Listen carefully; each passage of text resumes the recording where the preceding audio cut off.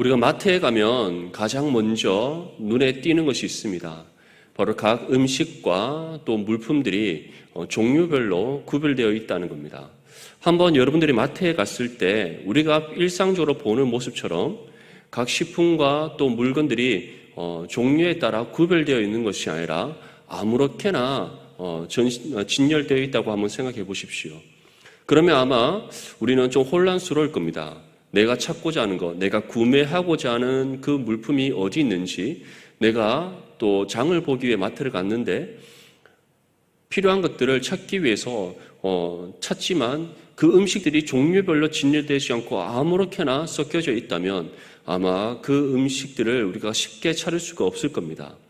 이처럼 우리가 마트에서 각 식품과 그리고 물건들이 종류별로 구별되어져 있다는 것, 구별해서 진열되어 있다는 것은 구매자가 손쉽게 자신이 원하는 것을 찾을 수 있도록 돕는 것일 뿐만 아니라 또 마트를 관리하는 사람들 또한 그 음식과 물품들을 채워 넣을 때 손쉽게 그 모든 것들을 잘 관리할 수 있도록 돕는 그런 부분들이 있습니다. 이처럼 우리의 인생에 보면 이 마트의 진열창처럼 여러 가지 많은 것들이 구별되어 있습니다. 우리의 삶의 모습이 구별되고 우리의 언어와 행동이 구별되고 그리고 직장과 생업이 구별되고 그리고 여러 가지 가치관과 또 살아가는 삶의 방식이 구별됩니다. 왜 우리는 이처럼 구별되어지는가? 하나님께서 우리를 각 인격체로 창조하시기 때문인지 믿습니다. 세상에 속한 사람이든 하나님의 자녀든 모든 피조물들을 하나님께서 인격체로 구별하여서 창조하셨기에 우리는 모든 삶의 방식들이 하나님의 그 섭리하심의 은혜 가운데 다 구별되어지는 겁니다. 그런데 이것은 비단 우리의 존재뿐만 아니라 우리의 구원에 있어서도 하나님께서는 한 가지 뜻을 따라 구별하셨음을 우리에게 말씀합니다. 에베소서 1장 3절에서 6절 말씀에 찬송하리로다. 하나님 곧 우리 주 예수 그리스도의 아버지께서 그리스도 안에서 하늘에 속한 모든 신령한 복을 우리에게 주시되 곧 창사전에 그리스도 안에서 우리를 택하사 우리로 사랑 안에서 그 앞에 거룩하고 흠이 없게 하시려고 그 기쁘신 뜻대로 우리를 예정하사 예수 그리스도로 말미암아 자기의 아들들이 되게 하셨으니 이는 그가 사랑하시는 자 안에서 우리에게 거저 주시는 바 그의 은혜의 영광을 찬송하게 하려는 것이라. 아멘. 우리가 지금 새벽 기도회 때 또 이 에베소서 말씀을 함께 살펴보고 있습니다.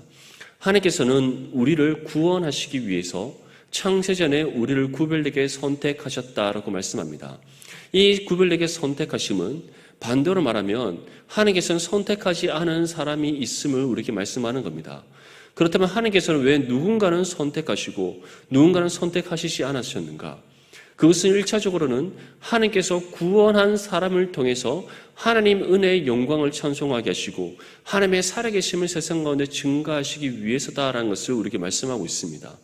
또 다른 한편에서는 바로 우리는 이미 아담의 범죄로 인하여서 하나님 앞에 심판의 진노 아래 놓여있던 사람입니다. 그런데 하나님의 구별되게 선택하심이 언제 이루어졌다라고 말씀합니까?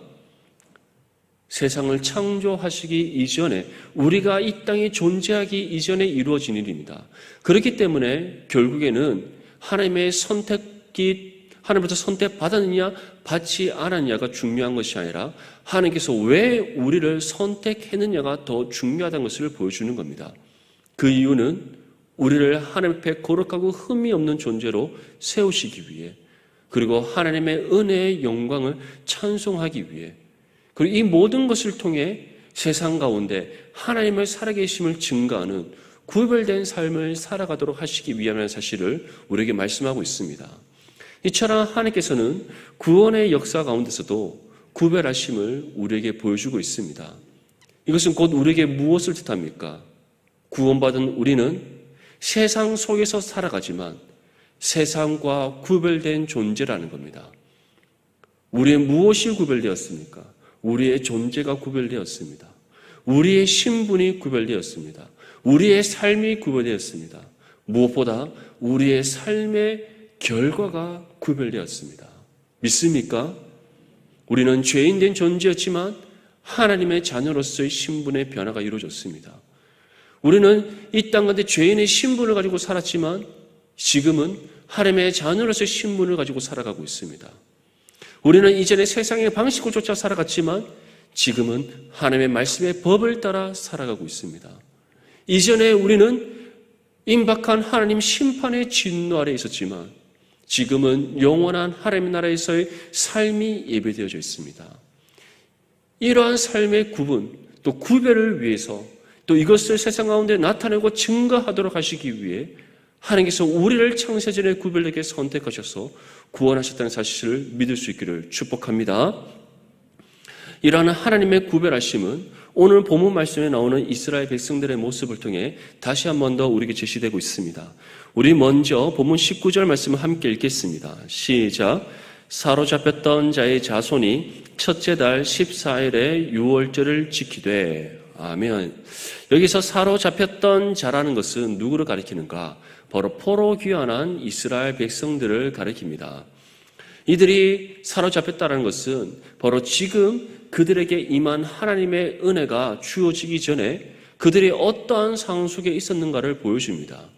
그들은 자신들의 조상들의 그 범죄함으로 인하여서 포로된 생활을 살고 있었습니다.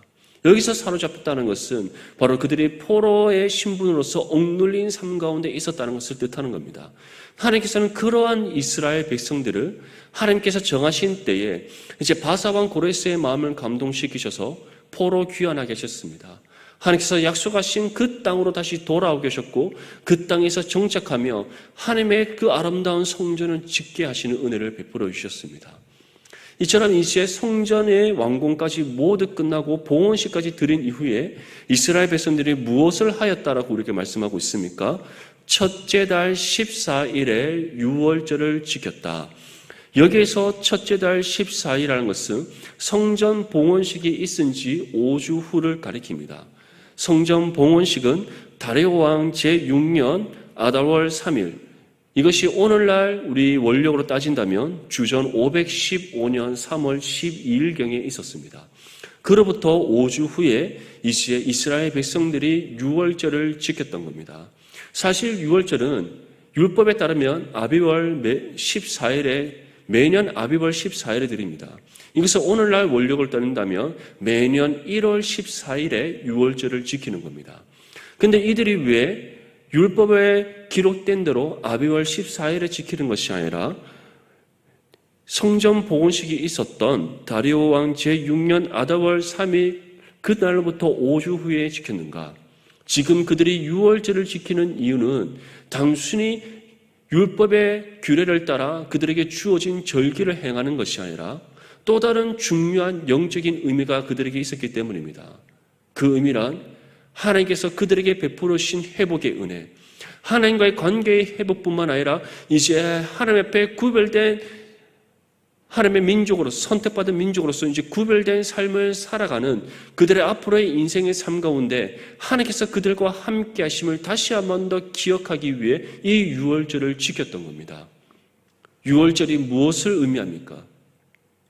애굽에서의 10가지 재앙 중 마지막 10번째 재앙, 모든 장자의 생명을 앗아갔던 그 재앙을 하나님께서 명하신 명령을 따라 문설주와 문인방의 그 피를 발랐을 때 하나님께서 그 이스라엘 백성들의 집을 넘어가시는, 패스오버 하시는 그 구원의 은혜, 그것을 기념하여 그들이 매년 아비월 14일에 지켰던 겁니다.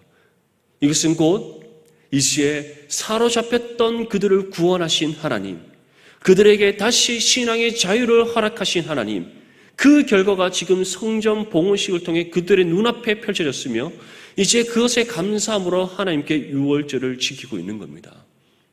사랑하는 성도 여러분, 이러한 유월절의 은혜가 이미 우리 가운데 주어졌다는 사실을 기억할 수 있기를 바랍니다. 이 은혜가 어떻게 우리 가운데 주어졌습니까? 바로 우리 구주 되시는 예수 그리스도께서 이 땅 가운데 오셔서 십자가의 죽음과 부활을 통해 구속을 성취하셨기 때문에 우리에게 주어진 겁니다.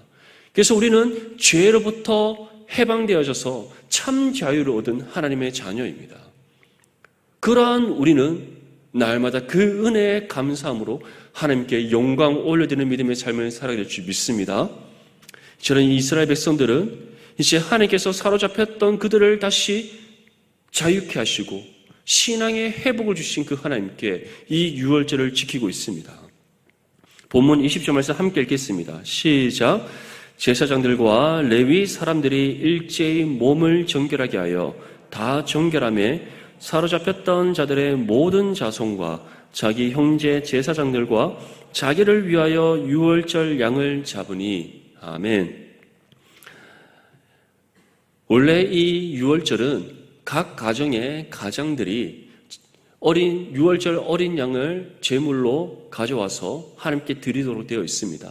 왜냐하면 이 유월절은 하나님께서 각 가정에게 다시 한 번 더 하나님께서 주신 그 구원의 은혜를 되새기며 감사함으로 영광 올려드리는 그 절기이기 때문입니다. 그런데 오늘은 어떻게 우리에게 이 유월절을 지키고 있다고 말씀하고 있습니까? 제사장들과 레위 사람들이 자신의 몸을 일제일 정결하게 했다. 유월절 제사를 드리기에 합당하게 그들의 몸을 정결하게 했다라고 표현하고 있습니다. 그러고 난 후에 이 시에 사로잡혔던 자들의 모든 자손들, 다시 말해 이스라엘 모든 백성들, 그리고 자기 형제와 제사장들과 자기를 위하여 유월절 양을 잡았다. 이것은 다시 말해 모든 이스라엘 백성들, 포로에서부터 자유함을 얻은 모든 이스라엘 백성들을 위하여 어린 양을 준비했다. 유월절 양을 준비했다. 그것을 우리에게 말씀하고 있는 겁니다. 이것은 곧 무엇을 의미합니까? 원래 유월절은 이스라엘의 각 가정을 대표하는 가장이 자신들의 가정의 구원을 은혜를 위해 하나님 앞에 드렸던 절기였다면 지금 이들이 드리는 유월절 절기는 각 가정을 넘어서 이스라엘 모든 민족을게 베풀으신 하나님의 구원의 은혜에 감사하여서 이 유월절을 지키고 있다는 겁니다. 하나님께서 주시는 그 구원의 은혜는 우리 개인으로서 끝나지 않습니다. 이 개인에 임한 그 구원이 우리가 함께 이런 신앙 공동체 가운데 임하고 전국적으로는 이 땅 가운데 세우신 모든 그리스도의 몸된 교회와 믿음의 성도들에게 주어지는 구원이라는 사실을 기억할 수 있기를 바랍니다. 그래서 예수님께서는 우리에게 무엇이라고 말씀하셨습니까? 땅끝까지 이르러 내 복음의 증인이 되라. 그 말은 곧 주님 다시 오시는 그날까지 우리에게 주어진 복음의 사명을 감당하여서 나만 구원받은 것을 그치지 말고 하나님께서 예배하신 영혼들을 주님의 품으로 인도하여 그 구원의 확장이 이루어질 것을 우리에게 말씀하고 있는 겁니다. 그 일에 대한 사명이 우리에게 주어졌으며 그것을 우리의 삶이 다하는 그 순간까지 우리가 함께 힘써 감당해야 됨을 말씀하는 겁니다. 이스라엘 백성들은 그 모습을 지금 우리에게 보여주고 있습니다. 개인을 넘어서 각 가정을 넘어서 온 민족이 함께 하나님께서 자유 주신 참 자유와 신앙의 회복과 그 구원의 은혜에 감사하여 유월절을 지키고 또 이를 위한 제물의 양을 준비했음을 우리에게 말씀하고 있습니다. 무엇보다 지금 이스라엘 백성들이 지키고 있는 이 유월절은 예수님께서 이 땅 가운데 오셔서 행하신 그 십자가의 죽음을 예표하는 그 모습입니다. 예수님께서는 단순히 우리와 같은 모습으로 이 땅 가운데 오신 것이 아닙니다. 자신의 하나님의 독생자이심을 알리시기 위한 그 목적만으로 오신 것이 아닙니다. 예수님께서 이 땅 가운데 오신 목적이 무엇입니까? 우리의 모든 죄, 더 나아가서는 세상의 모든 죄의 문제를 해결하시기 위해서였습니다. 그래서 예수님께서는 이 땅에 있는 모든 죄를 짊어지시고 하나님이신 우리 주 예수 그리스도께서 자신의 생명을 하나님께 드리심으로써 자신을 하나님께 거룩한 화목제물로 드리심으로써 세상의 죄의 문제를 해결하신 것입니다. 이에 대해 요한복음 1장 29절 말씀에 다음과 같이 우리에게 말씀합니다. 이튿날 요한이 예수께서 자기에게 나아오심을 보고 이르되 보라 세상 죄를 지고 가는 하나님의 어린 양이로다. 예수님께서는 세상 죄를 짊어지셨습니다. 그 당시 그때의 죄가 아니라 세상이 감당해야 될 그 모든 죄를 짊어지셨습니다. 그래서 예수님께서는 우리의 죄의 문제를 해결하실 때 지금의 우리의 죄뿐만 아니라 이전의 우리의 원죄와 또 우리가 이 땅 가운데 살아가면서 짓게 되는 모든 자본죄까지 이전과 지금과 이후의 모든 죄의 값을 다 갚아주시는 은혜를 베풀어 주신 것입니다. 그래서 우리가 하나님으로부터 우리의 모든 죄를 자복하여 회개할 때 하나님께서는 우리의 죄를 묻지 않고 용서하시며 다시 회복시켜 주신다 우리에게 약속하신 것입니다. 이 사실을 믿습니까? 이처럼 이러한 은혜를 받은 우리들, 그러한 우리에게 하나님께서는 구별되게 하셨다라고 말씀하고 있습니다. 우리의 존재의 구별, 우리의 신분의 구별, 우리의 삶의 구별, 우리의 삶의 결과의 구별을 일으키셨고 그 은혜를 우리 가운데 베풀어 주셨습니다. 그러한 우리에게 이제 말씀하시는 겁니다. 세상의 방식을 쫓아 살아가지 말고 하나님의 말씀의 법을 지켜 행하여라. 언제나 우리의 삶을 하나님 앞에 거룩한 산제물을 드리는 영적 예배의 삶을 살아라. 하나님의 말씀이 우리 입술에서 떠나지 않도록 하고 그 말씀을 주야로 묵상하여 우리를 향한 하나님의 선하시고 기뻐하시고 온전하신 뜻을 분별하게 깨달아서 그 뜻을 따라 순종하여 준행하는 삶을 살아라. 이것이 바로 우리가 드려야 될 영적 예배의 삶이며 세상 가운데 구별된 삶을 살아갈 수 있는 비결임을 우리에게 말씀하는 겁니다. 이 사실을 기억하면서 언제나 하나님의 말씀의 법을 지켜 행하는 저와 여러분들이 될 수 있기를 바랍니다. 세상의 방식을 쫓지 아니하고 세상의 가치를 붙잡지 아니하고 언제나 하나님의 말씀의 법을 따르며 하나님 나라의 소망 굳게 붙잡고 살아감으로써 구별된 믿음의 삶을 살아가는 저와 여러분들이 될 수 있기를 축복합니다. 우리 21절과 22절 말씀 함께 읽겠습니다. 시작. 사로잡혔다가 돌아온 이스라엘 자손과 자기 땅에 사는 이방 사람의 더러운 것으로부터 스스로를 구별한 모든 이스라엘 사람들에게 속하여 이스라엘의 하나님 여호와를 찾는 자들이 다 먹고 즐거움으로 이레 동안 무교절을 지켰으니 이는 여호와께서 그들을 즐겁게 하시고 또 아수르 왕의 마음을 그들에게로 돌려 이스라엘의 하나님이신 하나님의 성전 건축하는 손을 힘있게 하도록 하셨음이었더라. 아멘. 여기 보면 유월절을 지킨 구성원들이 누구인지에 대해서 말씀합니다. 첫 번째는 당연히 포로 귀환한 이스라엘 백성들입니다. 그리고 그 외에 다른 사람들이 있었음을 우리에게 말씀합니다. 21절에 무엇이라고 말씀합니까? 이방 사람의 더러운 것으로부터 스스로를 구별한 모든 이스라엘 사람들에게 속하여 이스라엘의 하나님 여호와를 찾는 자들이라고 되어 있습니다. 이들이 누굽니까? 이스라엘 사람이 아닌 바로 이방 사람들, 그 중에서 세상의 모든 더러운 것들을 스스로 다 버려서 스스로 구별한 그 사람들, 하나님을 찾은 그 사람들을 지금 우리에게 전하고 있습니다. 이것이 어떻게 이루어질 수 있었습니까? 이것이 이루어질 수 있었던 이유는 바로 이미 먼저 구별된 삶을 살아간 스스로를 구별하여 하나님 앞에 거룩한 삶을 살았던 그 포로 귀환한 이스라엘 백성들을 통해 이루어진 일이었던 겁니다.